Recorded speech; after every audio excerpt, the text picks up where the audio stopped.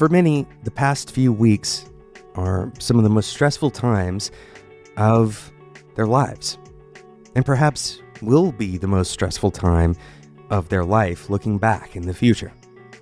Aside from the reality that the situation that we face as a world is very serious, it's also an opportunity to learn more about yourself than perhaps at any other period of your life.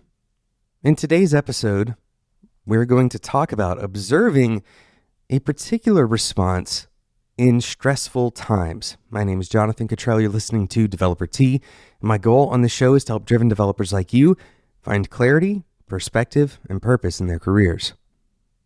It's true that stress causes growth, but stress also provides a unique opportunity for you to see what your real limits are. Without actual stress, you have to simulate stress. You have to imagine what you would do in a given scenario. And that's very hard to do. We are very bad at predicting what our own behaviors will be, not only in the future, but in a given context. In fact, other people are better at predicting what we will do in a given context, and we are much better at observing what we have done in the past than we are at predicting the things that we will do in the future. But when we're stressed, we can observe our responses, the differences in our responses, and perhaps gain feedback from those around us about how we are reacting to that stress. And most critically, we can learn. We can learn about the limits that we have placed, whether on purpose or accidentally, or perhaps those limits are being imposed on us, but we can find those limits much more efficiently when we are in a real stressful environment. So I want to talk to you about a concept that you can pay attention to while we are kind of collectively going through this more stressful period of our lives. I want you to pay attention to two things. Number one, where did you expect the stress to hit you the hardest? Where did you expect? When you heard, for example, let's say that you are having to work from home like I am, and your children are also having to stay home like mine are, what part about this arrangement did you expect to stress you out? And particularly, pay attention to points where you were wrong. Points where you thought you would be more stressed out, but actually you're less stressed out. And then on the flip side, where do you feel new points of tightness? When I say tightness, I mean areas that have increased in stress, or you feel like you're on the verge of those things becoming much more stressful. I want you to think about both of these kind of areas of your life. And we're going to take a quick sponsor break, and then we're going to come back and talk about a concept that might help direct some meaningful change in your life. But first, I want to talk about today's sponsor, Linode. Whether you're working on a personal project or managing your enterprise's infrastructure, Linode has the pricing, support, and the scale that you need to take your project to the next level. With 11 data centers worldwide, including the newest data center in Sydney, Australia, enterprise-grade hardware, S3-compatible storage option, and the next-generation network, Linode delivers the performance you expect at a price that you don't. And you can start as low as $5 a month on Linode's Linode plan. You're going to get root access to a Linux server, along with access to their API, this out of version 4, or their Python CLI. If you want to script your servers, you can do that with Linode as little as $5 a month. But then if you want to go to the other side of the spectrum, you can go all the way up to a dedicated CPU plan. That's a physical core that's reserved just for you, or even a GPU compute plan. These are suitable for things like AI and machine learning and video processing. Go and check it out. Head over to linode.com/developer-T, and you'll get a $20 credit if you are a new customer and a listener of this show. Linode.com/developer-T. Use the code DeveloperT2020. That's DeveloperT2020 at checkout. Thanks again to Linode for sponsoring today's episode of Developer T. So when you're stressed, or when you are in a period of stress, it's likely that you can learn about how you can better prepare for future periods of stress. Specifically, I want you to pay attention to areas where you thought that you might have been more stressed out, but actually you're not. And then paying attention to areas where you do feel like you're on the verge of being very stressed out, perhaps even going to the extreme level.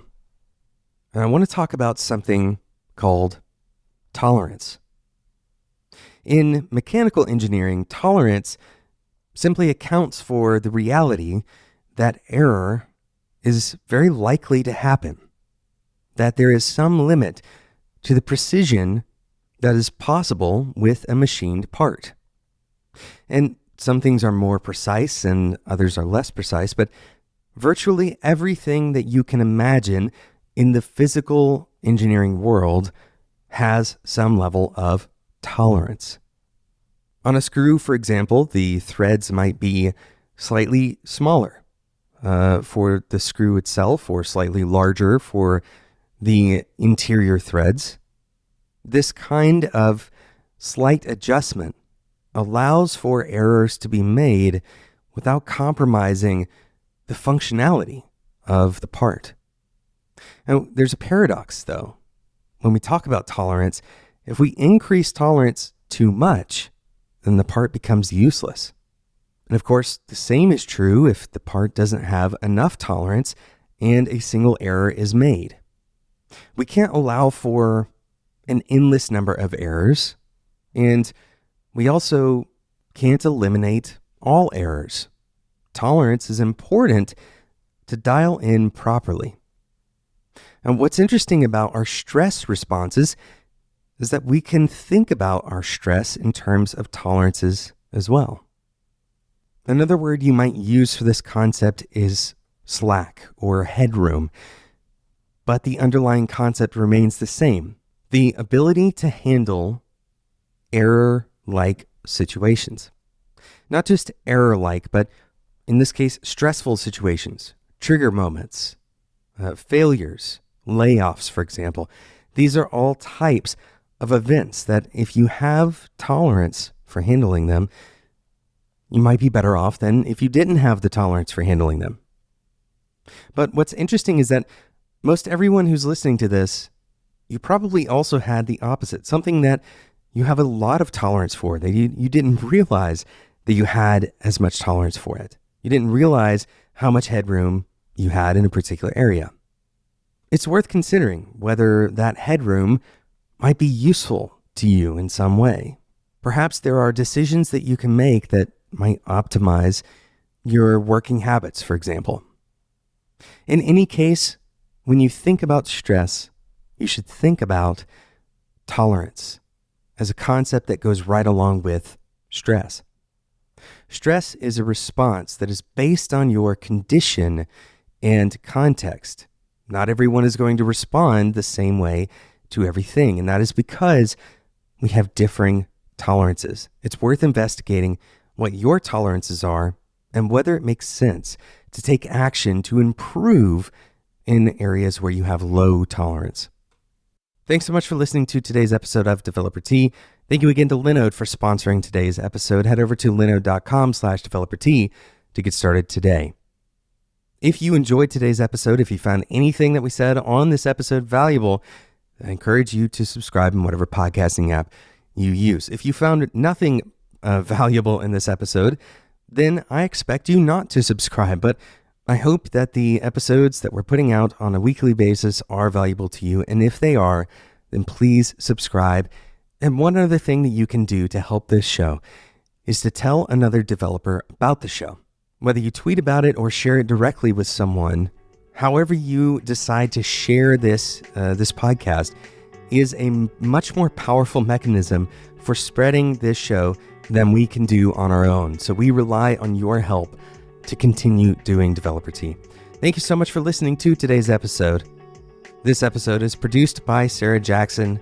My name is Jonathan Cottrell, and until next time, enjoy your tea.